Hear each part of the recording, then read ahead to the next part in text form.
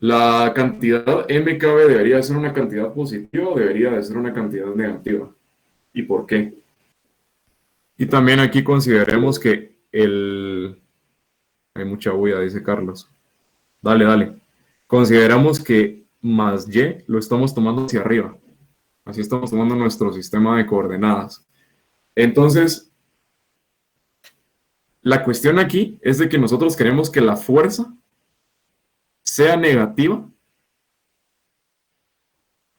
perdón, sea positiva cuando el objeto se está moviendo hacia abajo. ¿Y qué signo tiene el vector de velocidad cuando se mueve hacia abajo? Digamos en esta Negativo. ecuación. Negativo, correcto. Entonces lo que yo les estoy diciendo es que necesitamos que la cantidad f de r sea mayor a cero cuando la velocidad es negativa. Por lo tanto, si solo dejamos mkb, esto es falso, cuando la velocidad es negativa. Entonces le agrego aquí cuando la velocidad es negativa. Por lo tanto, entonces tendríamos que meterle un signo menos para que cuando la velocidad sea negativa, esta cantidad sea positiva y tenga el signo que Carlos nos dijo al principio. O sea, positiva porque va en esta dirección, hacia arriba. Entonces el signo que va aquí es menos. Bien, entonces aquí, José Alfredo, una pregunta. sí, ¿Y qué pasa si yo dejo que ese signo lo determine mi K cuando resuelva la ecuación diferencial? O sea, no habría problema. ahorita voy a esa forma de abordarlo. Sí hay un problema por la solución, por la forma de la solución, pero ya lo Ya, ya. explico. Gracias. Ok, entonces tenemos dos formas de escribir esta ecuación diferencial de aquí. Como una ecuación diferencial de segundo orden o como una ecuación diferencial de primer orden. Eso es algo que sucede muy a menudo en los problemas de mecánica y es cuestión de ustedes decidir cuál les parece más sencilla de resolver, la ecuación diferencial de primer orden o la ecuación diferencial de segundo orden. ¿A qué me refiero con esto? Por la relación esta que estoy poniendo aquí, esto también es igual a la masa multiplicado por la velocidad, la derivada de la velocidad. Entonces eso nos deja con dos ecuaciones. Bueno, y me puedo solo cancelar las masas. Menos G menos KV igual a Y punto punto o menos G menos KVY igual a VY punto. Entonces, cuando se topan con situaciones como estas, pues deciden cuál les parece más sencilla de resolver. Usualmente es la ecuación diferencial de primer orden. Por lo tanto, yo voy a decidir quedarme con esta de acá. Porque una vez obtengan la velocidad, pues tenemos esta relación de aquí entre la velocidad y la posición. Entonces, si dy en dt es igual a by, entonces y va a ser igual a nada más la integral de la velocidad. Así que una vez encontremos la función de la velocidad como solución de esta ecuación diferencial, nada más nos restaría como integrar de nuevo para encontrar el desplazamiento en función del tiempo. Entonces, esta ecuación está bastante sencilla.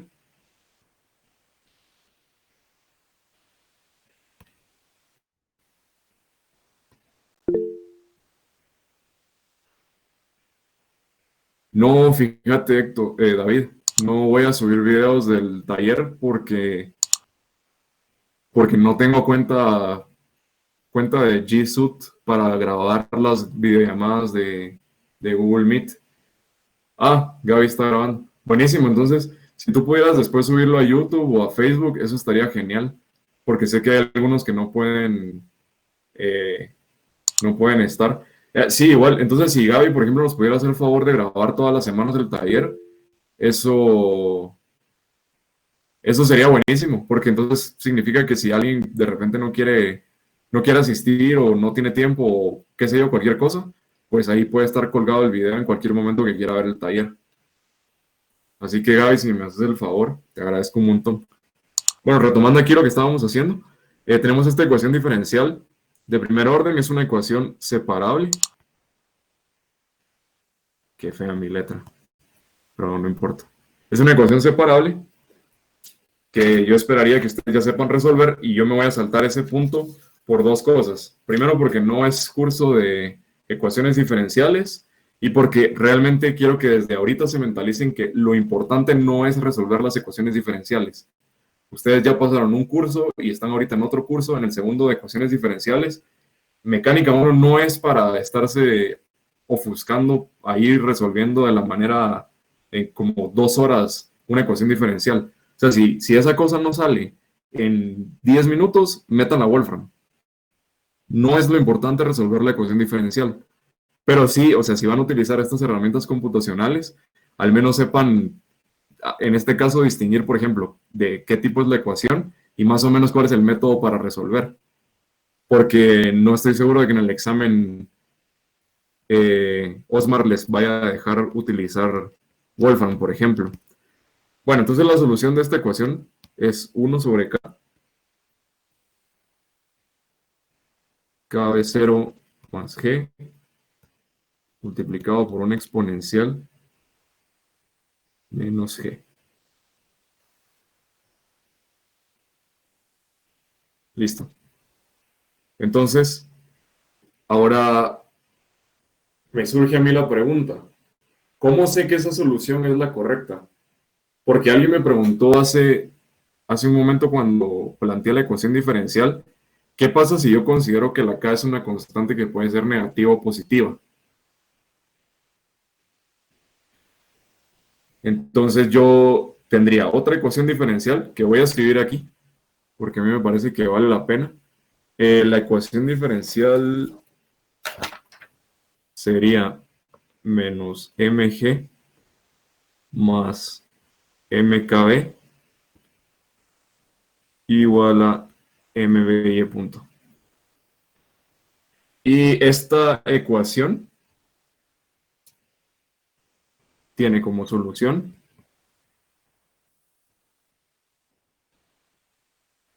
esta función de aquí.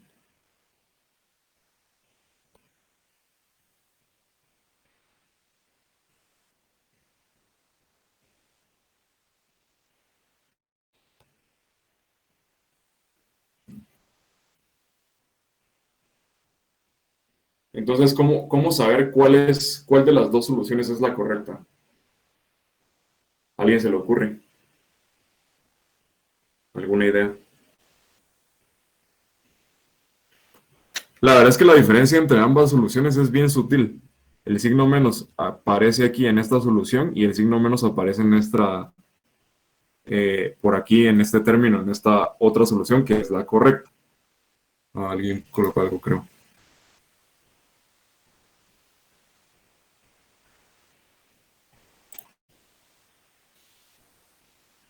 Yo veo que, bueno, por alguna razón a mí se me hace que la que tiene e a un exponente negativo siempre es como la mejor manera de dejar la respuesta de una ecuación diferencial de ese tipo. Me gusta ese análisis, sí. ¿Por qué que la exponencial sea negativa te da como algún indicio de que la respuesta sea correcta?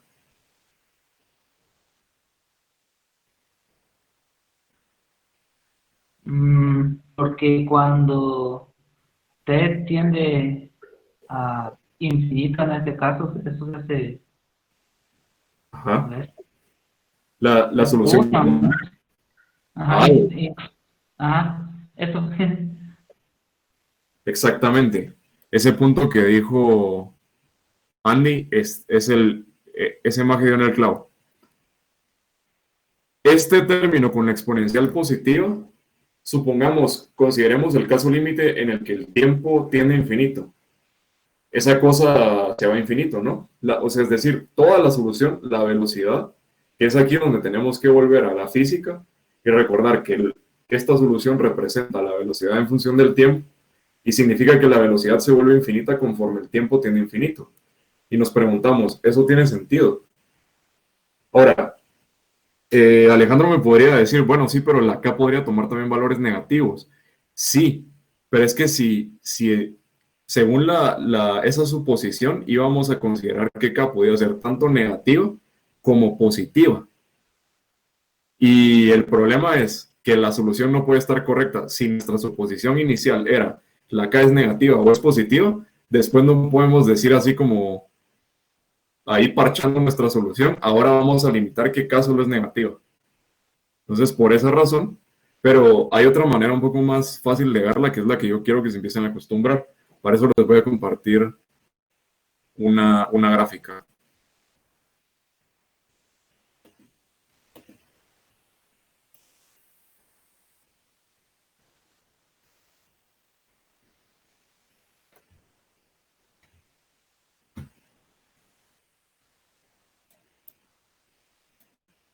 Les recomiendo un montón usar Desmos. Yo al principio quería enseñarles a usar otra cosa un poco más fancy y más complicada, pero Desmos hace justo lo que necesitamos para hacer gráficas. Y lo que más me gusta es que se pueden hacer cosas como variar los valores de las constantes, que eso es lo que quiero hacer ahorita con ustedes. Aquí tengo ya en la curva roja, tengo graficada la solución con la exponencial negativa. Bueno, no puse la solución que no era la incorrecta, pero puedo aquí graficar rapidito una exponencial así. Porque todo lo demás solo son constantes multiplicándole. Y, digamos, la forma de la solución no la va a cambiar. Entonces, vean que para cualquier valor de K, voy a cambiarle color a esta curva. Ponerle color azul. Vean que la curva azul para cualquier valor de K se va al infinito. Eso significa que para un tiempo, y ni siquiera es suficientemente grande el tiempo, sino para un tiempo no muy grande, la velocidad parece que va a ser infinita cuando la partícula está cayendo. ¿Eso tiene algún sentido? No. Exacto, ninguno. Más bien, a ver, si pensamos en la situación física, la partícula está cayendo, tiene una fuerza que es como similar a la fricción que la está retrasando. Entonces, más bien lo que debería de suceder es que la velocidad debería de ir disminuyendo, ¿no? Y de hecho, hasta cierto punto, volverse constante. Cuando la fuerza de retardo y la fuerza de la gravedad se equilibren, la sumatoria de fuerzas sea igual a cero, entonces se debe alcanzar una velocidad que sea constante. Y de hecho, esa velocidad se llama velocidad terminal, que a propósito la grafiqué aquí como la curva morada que está punteada. Entonces, si variamos los valores de K, bueno, hasta aquí, entonces esa es una forma de ver si el problema lo resolvieron de manera correcta. O sea, porque volviendo a la parte de física, digamos, la cosa más importante al principio de resolver un problema es plantear correctamente la ecuación diferencial. Si no se escribe bien la ecuación, la segunda ley de Newton, van a tener cualquier cosa de solución. Y si en ese momento, cuando plantean la ecuación diferencial, no son capaces de saber si la ecuación está bien planteada o no, les toca resolver la ecuación diferencial y analizar la solución, si tiene o no sentido, si está realmente ejemplificando la dinámica del sistema que están modelando. Entonces, ya que descartamos entonces la exponencial positiva, por lo tanto, la ecuación, haberle puesto un signo positivo a la fuerza de retardo en la ecuación diferencial no estaba correcto. Entonces ya tenemos esta solución, nos interesa ahora saber qué pasa si hacemos variar los parámetros. Yo aquí K solo lo estoy limitando a poder variar en valores positivos, porque esa fue la premisa que utilicé cuando escribí la segunda ley de Newton. Y lo que está sucediendo, como pueden ver, es que lo que está variando es esta línea horizontal, que sería lo que les dije, la velocidad terminal. Entonces, eso es lo que varía en la solución. Ahora, ¿qué es lo que hace si variamos la velocidad inicial? Pues ven cómo se jala esta curva, entonces, ya sea para arriba, si la velocidad que es, bueno, si está por encima de algún valor, porque no puedo decir que es siempre cuando es negativo o cuando es positivo.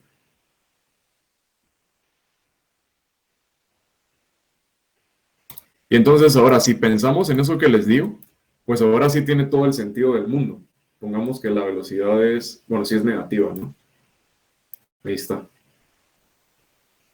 Entonces la velocidad va a empezar a disminuir digamos que comienza con una velocidad prox de 64 metros por segundo para abajo, en dirección hacia abajo.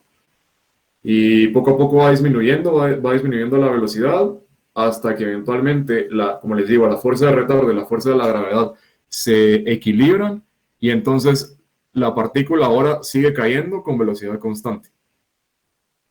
Obviamente, pues esto debe terminar en algún punto, que es donde la partícula llegue al suelo.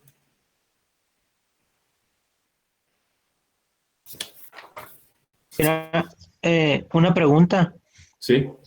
Podemos decir entonces que, por ejemplo, las ecuacioncitas que aprendimos en las otras físicas Ajá. son como una aproximación chafa a esta realidad, porque si recordamos la de caída libre es una parábola, no es una exponencial, y por eso nosotros limitábamos como media parábola en nuestro análisis.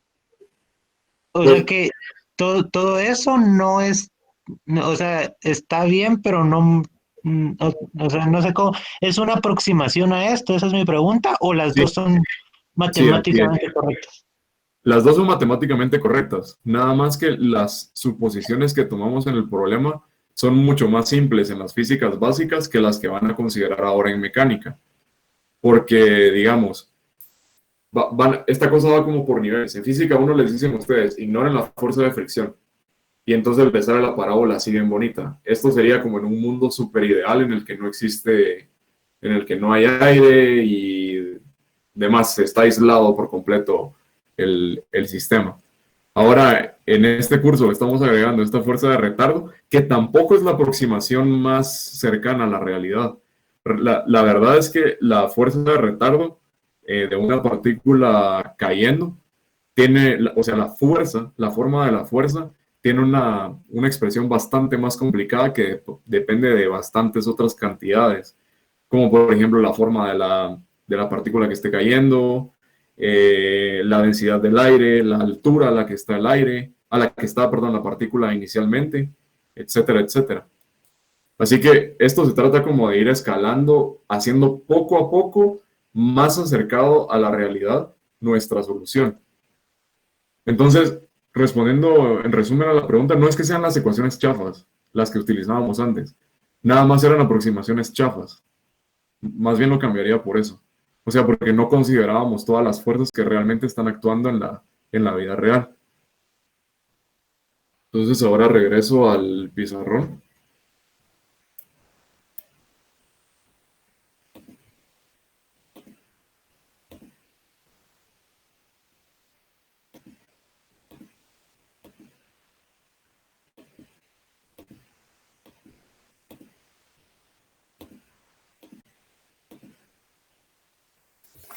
Y ya que tenemos la solución para la velocidad, que es esta de aquí,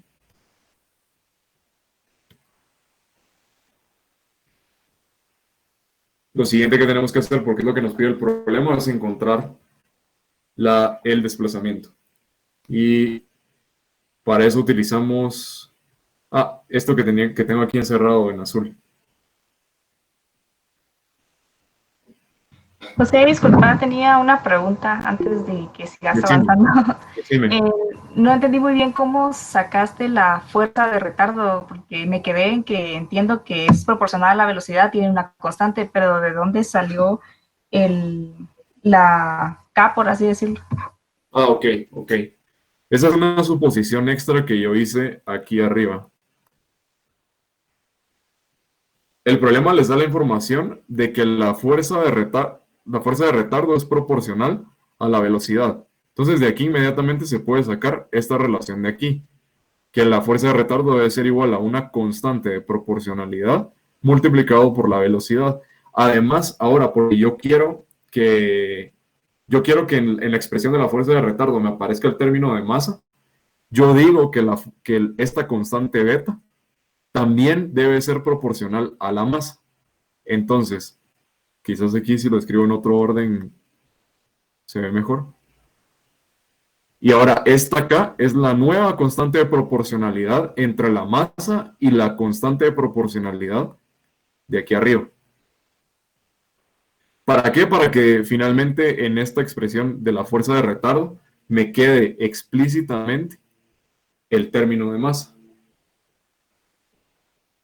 Y es que, la verdad es que se me olvidó buscar, digamos, como algunos valores de K, porque no tengo ahorita en mente exactamente qué significa la K, pero tiene un significado físico que también conviene escribir más esta expresión de esta manera. O sea que solo fue para que no, digamos, a la hora de resolver la ecuación diferencial no quedara como, o sea, se pudiera ir la masa y quedara en menos términos, por así decirlo. Sí, digamos que sí. Sí, Y porque desde sí, un, y desde también un inicio supusiste que K era mayor o igual que cero, o eso hasta el análisis final. no, eso lo supuse al principio. A mí se me pasó, pero era una premisa que se utiliza antes de escribir la ecuación diferencial. Por lo que les digo, de qué es lo que representa la K, es como una tasa de retardo. Que digamos, imagínenlo como el coeficiente de fricción, por ejemplo. Que el coeficiente de fricción va de 0 a 1 y ¿qué significaría que el coeficiente de fricción fuera negativo?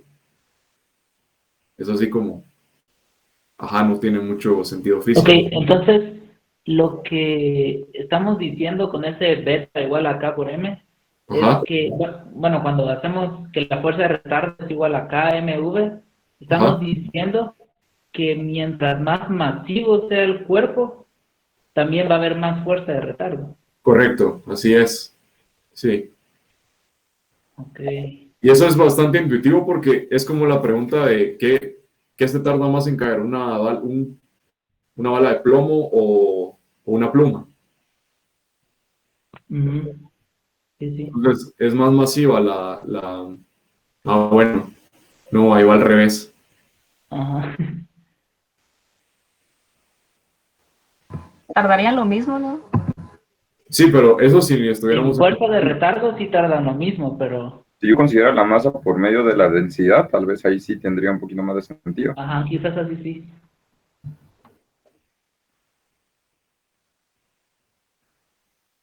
Bueno, pero me hizo un poco de vueltas ahorita. ¿En qué fue lo que quedaron?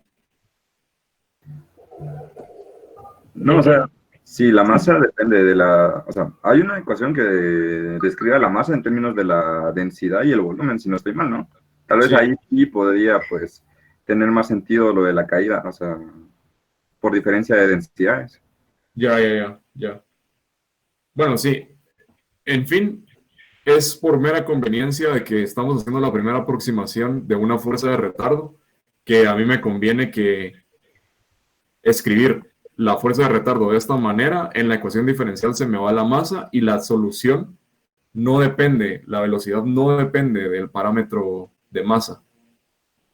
Y esa es la aproximación que yo quería, al menos en esta aproximación más sencilla, porque como les digo, y en la hoja de trabajo va un problema de eso, hay una expresión bastante más complicada para la fuerza de retardo, que depende de otros parámetros, en los que al resolver la ecuación diferencial, la solución sí queda dependiente del parámetro de masa, que yo creo que se tiene que reescribir como en términos de la densidad y el volumen. ¿Queda claro entonces ahí? Ahora sí. ¿No sería algo más así como por el área superficial que una va a caer antes que la otra, ¿no? La resistencia del área y la forma Pues en la no que sería está. por el área superficial, sino más bien el área transversal. o lo que está en contacto con el aire cuando va cayendo. Ya. Gracias. Bien, entonces, volviendo a que tenemos la solución de la velocidad, encontramos el desplazamiento, recordando que dy en dt es igual a la velocidad. Entonces, integro de ambos lados, vy dt. Y en los límites de integración puedo poner de una vez las condiciones iniciales. Que la velocidad al inicio, perdón, aquí estoy integrando del lado derecho de t, el tiempo inicial es 0 y el límite superior es t. Y del lado izquierdo de la ecuación, el límite inferior tendría que ser la altura inicial. Asumimos que inicia desde una altura h y termina en cualquier posición y. Y entonces, luego de integrar esta expresión de aquí, les queda que y de t es igual a h menos g por t sobre k más kb0 más g dividido k cuadrado por 1 menos e a la menos kt. Y así solo la expresión como que no nos dice mucho. Veamos entonces la gráfica de esta solución.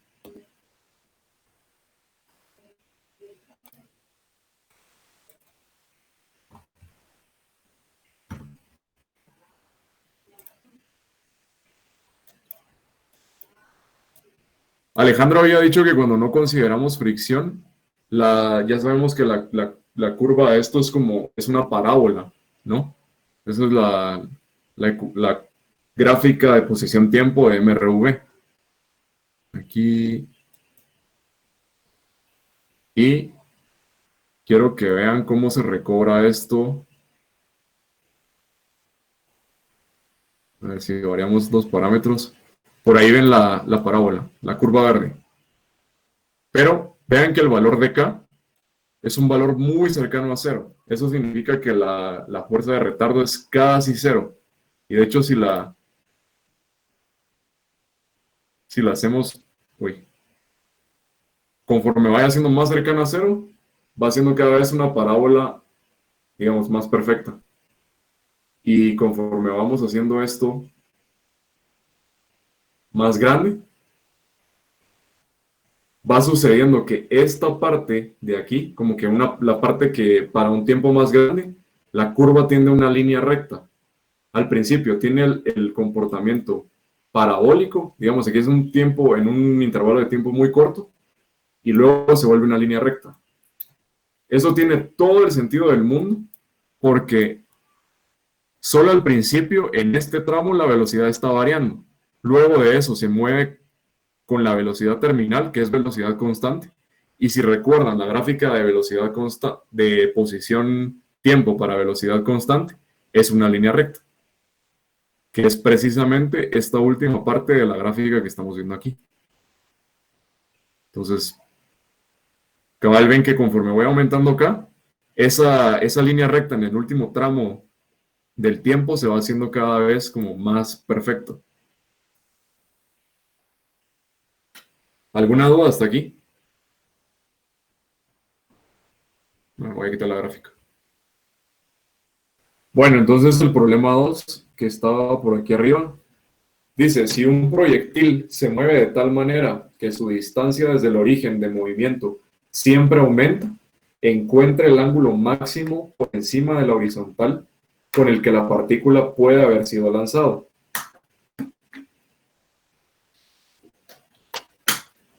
Entonces, voy a hacer un dibujo de eso.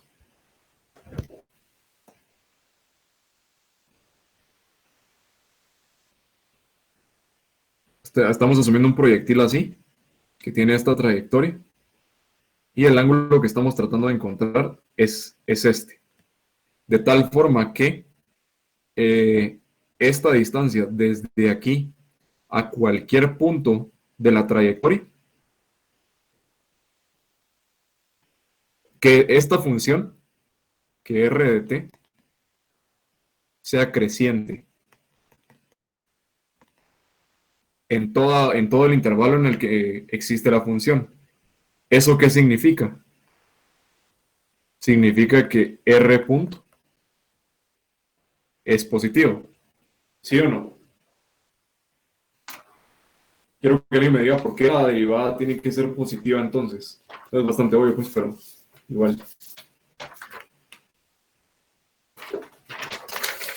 Pues porque la función siempre va a crecer, entonces tiene una pendiente positiva. Correcto, así es.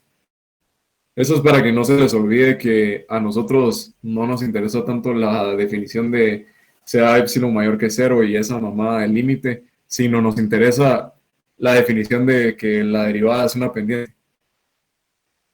Como siempre, orgullo físico. Ok, entonces no voy a resolver el problema de proyectiles porque es algo que han venido resolviendo desde física 1, pero ya sabemos que la posición en X está, bueno, antes asumamos de que esto comienza aquí con una velocidad inicial. Espérenme. Con una velocidad inicial y el ángulo inicial al que se lanza es un ángulo, bueno, sería este de acá, alfa en vez de teta. Entonces, la posición en X está dada por la función velocidad inicial coseno de alfa multiplicado por t y la posición en Y está dado por la ecuación velocidad inicial seno de alfa por t menos un medio de g por t cuadrado. Y nada más recordemos que r de t es igual a la raíz cuadrada de x cuadrado más y cuadrado. Pitágoras, nada del otro mundo. Donde estos x y y son estas dos funciones de aquí.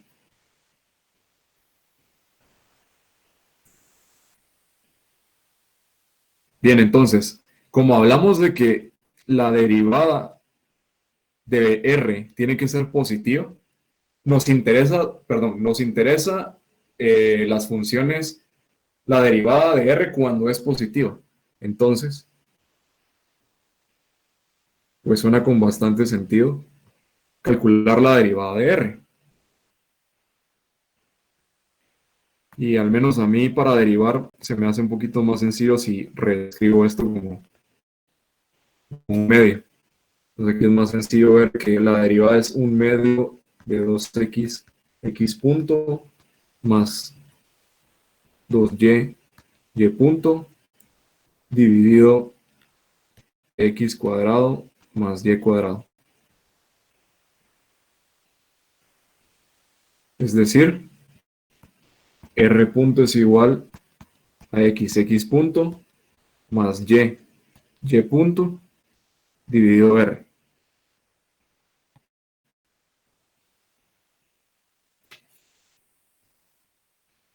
Y como aparecen aquí las derivadas de x y y, pues también me calculo las derivadas de x y y, que son. Ojo que recuerden que la velocidad inicial y alfa son parámetros constantes, que no dependen de t. Así que esta expresión de aquí es un polinomio lineal en t. Entonces esto es igual a velocidad inicial coseno de alfa y y punto es igual a velocidad inicial seno de alfa menos gt. Bueno, y luego de que se echan el álgebra ahí para simplificar la expresión para r punto, deberían de llegar a esto. Velocidad inicial al cuadrado por t menos 3 medios de la velocidad inicial, que es seno de alfa, t cuadrado, más un medio de g cuadrado, t cubo. Entonces el análisis que voy a hacer a continuación lo voy a hacer en las gráficas para poder darme una idea de qué es lo que tengo que hacer para poder encontrar el valor máximo de alfa. Solo de nuevo, vuelvo a hacer para quien todavía no se imagine bien el problema. Por ejemplo, si hago una curva, una parábola así, creo que es bastante claro que aquí, digamos, pongámosle R1 y pongámosle aquí R2. Bueno, tal vez no es, mi dibujo tal vez no es tan claro, pero R1 es menor que R2. No, perdón, al revés.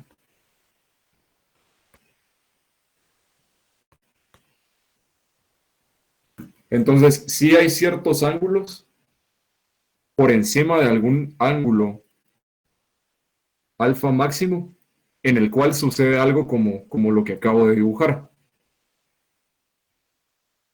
Entonces, esto va a ser más claro en una gráfica de RDT.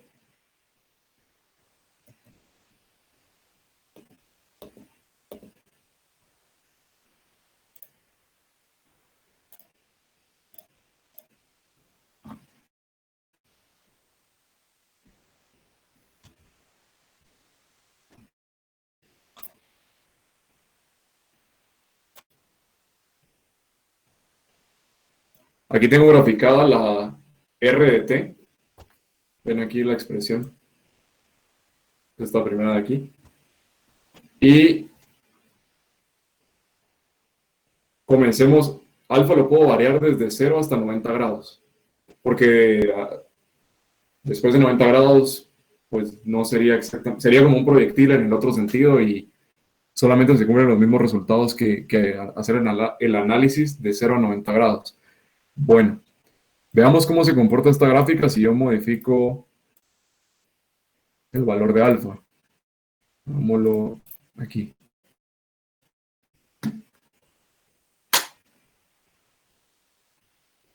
Vean cómo se empieza a formar esta joroba aquí. Entonces, aquí es claro que desde 0, alguien está intentando entrar y ya no me salió para darle acceso. Sigamos viendo aquí. Vean que después de un ángulo alfa máximo, digamos, cuando viene para acá,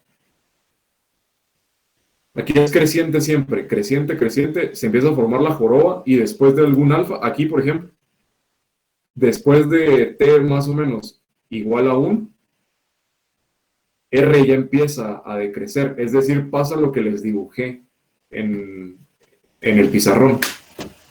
Pero si hacemos que alfa sea un poco menos pequeño, vemos que aquí siempre es creciente. Quizás aquí la derivada es un poco más pequeña. La tasa de cambio de R con respecto del tiempo es más pequeña, pero igual siempre sigue creciendo. Bueno, pero de todas formas, solo asegurémonos de que variar el parámetro de velocidad inicial no modifique esta joroba de aquí. Veamos qué pasa.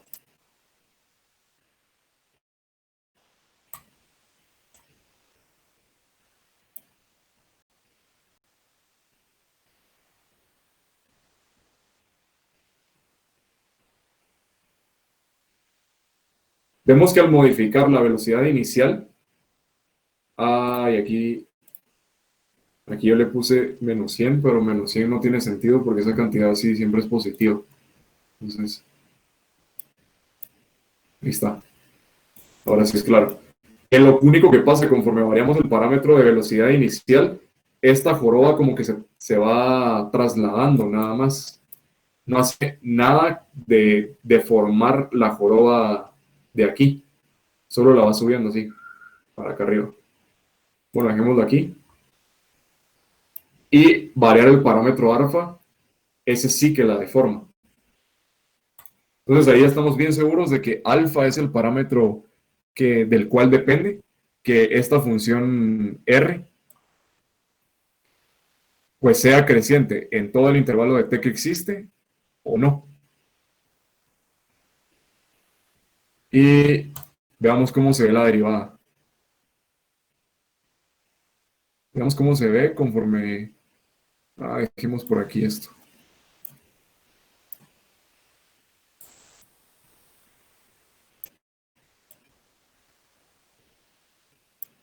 No. Ahí, va.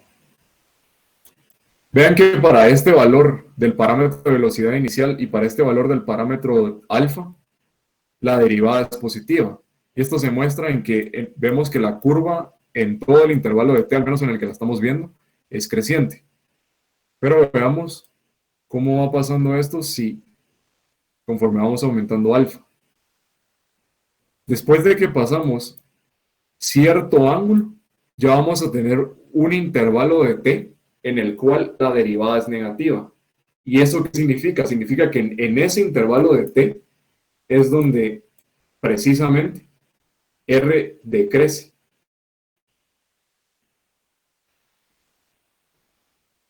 Así que se recuerdan que en el pizarrón ya escribí yo cuál es la expresión de la derivada de r punto. Entonces, si se dan cuenta, conforme yo voy aumentando alfa, hay para un valor de t en el cual aquí en este punto hay un punto de inflexión y digamos la derivada llega a ser, podríamos considerar cero, pero nunca negativa. Entonces nos interesa encontrar este punto.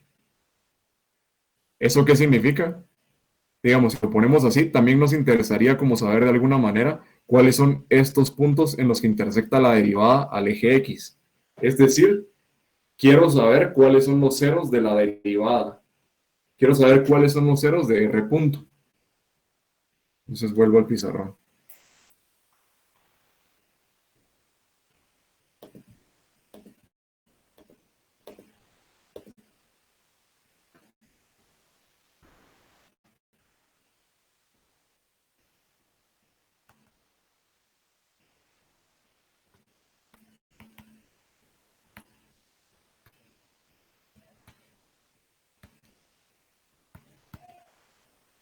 Y para eso lo que tengo que hacer es hacer R punto igual a 0. Hago R punto igual a 0, es decir, toda esta ecuación de aquí igual a 0. Y lo que voy a obtener es una ecuación cuadrática. Déjenme ver por dónde apunté aquí la solución. Sí, aquí. Voy a obtener la siguiente ecuación cuadrática. 1/2 de g t cuadrado menos 3/2 de b0 g seno de alfa t más velocidad al cuadrado. Antes de que resuelva la ecuación cuadrática, quiero ver si me están entendiendo. ¿Qué pasa si yo tengo una función, la derivada así, digamos, y yo trato de encontrar los ceros, que es este procedimiento que estoy haciendo aquí? ¿Qué es lo que voy a encontrar para t si yo intento encontrar los ceros de esta curva? Máximos y mínimos de R, ¿no? No. O sea, el valor de t va a ser un valor real, va a ser 0, o de qué tipo va a ser el valor de t al resolver yo esta ecuación. No tendría que ser imaginario, ¿no? Exactamente. Exactamente. Para cualquier valor que la curva no toque al eje X, los ceros van a ser imaginarios.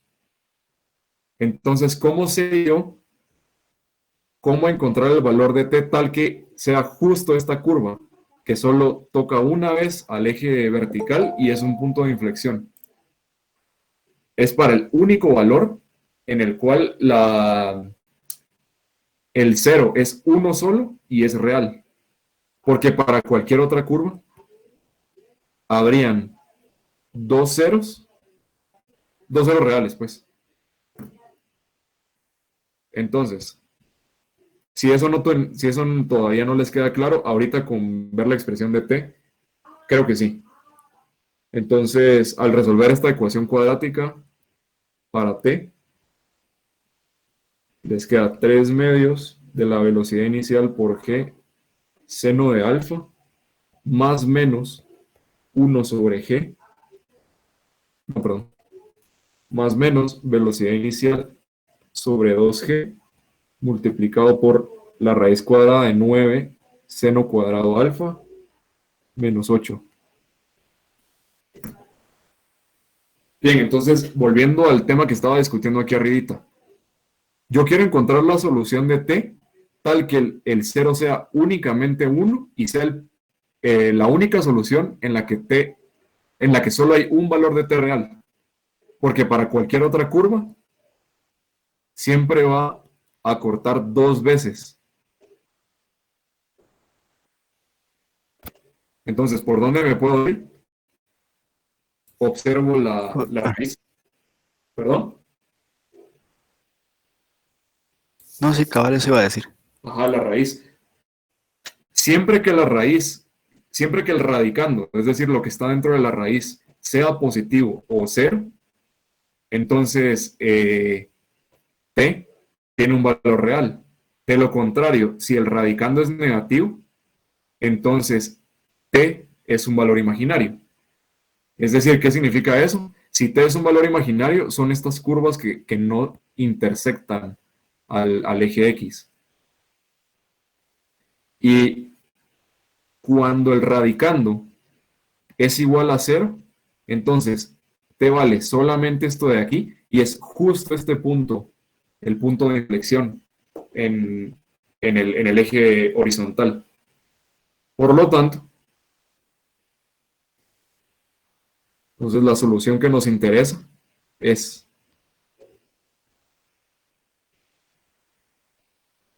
la solución de esta ecuación. Y luego de que la resuelven, encuentran que es igual a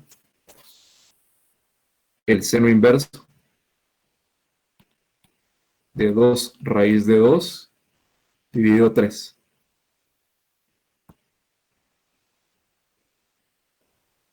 Entonces, recapitulemos con otro nuevo dibujo más chilero.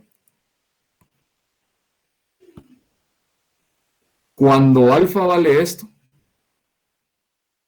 vamos a tener una curva de R punto. Recordemos que estamos graficando R punto de T y R, perdón, T. Y vamos a tener esto. Les pregunto yo, si alfa es tal que el radicando que esta cosa de aquí es imaginaria, ¿cómo es la curva? ¿Está encima o está abajo de la curva que acabo de dibujar?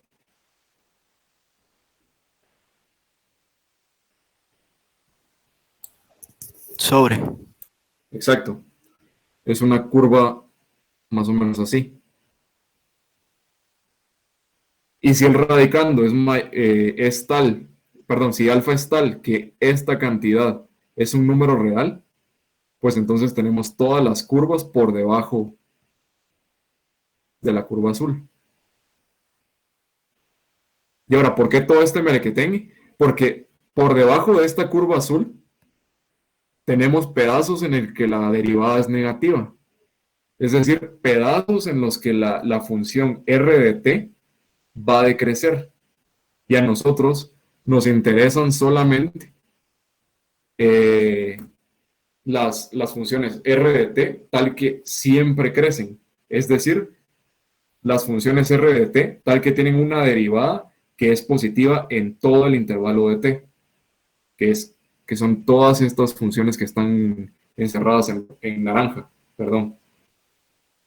Entonces, veamos esto, ya que encontramos ahora la solución, esto es aproximadamente 70.50. Y recuérdense que lo que estábamos encontrando era alfa máximo. 70.50 grados.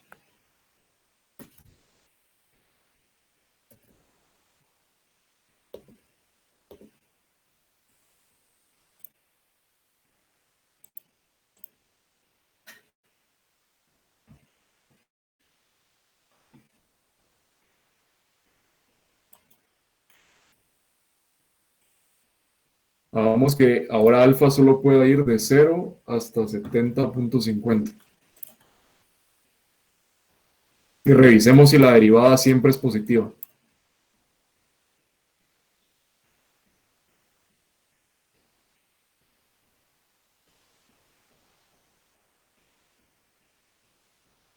¿Sí? Siempre es positiva.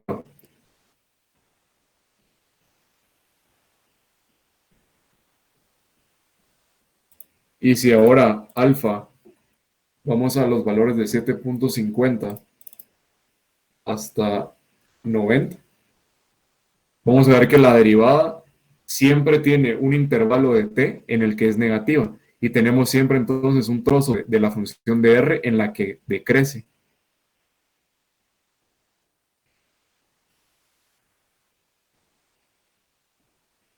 Y ahora también veamos entonces la función xy, es decir, la trayectoria de la partícula. Si hacemos variar alfa,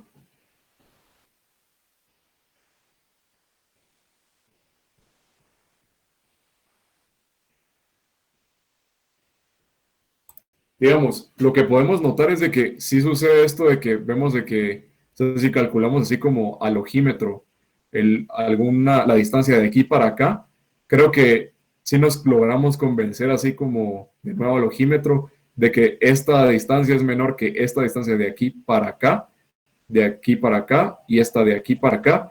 Es decir, que siempre va creciendo conforme la trayectoria va ocurriendo. En cambio, si revisamos los valores desde alfa 70.5 hasta 90,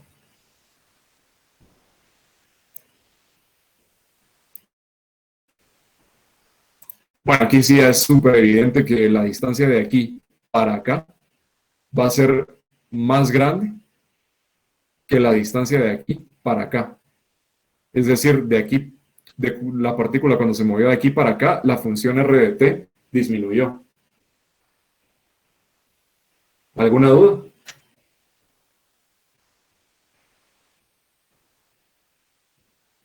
Por el momento no.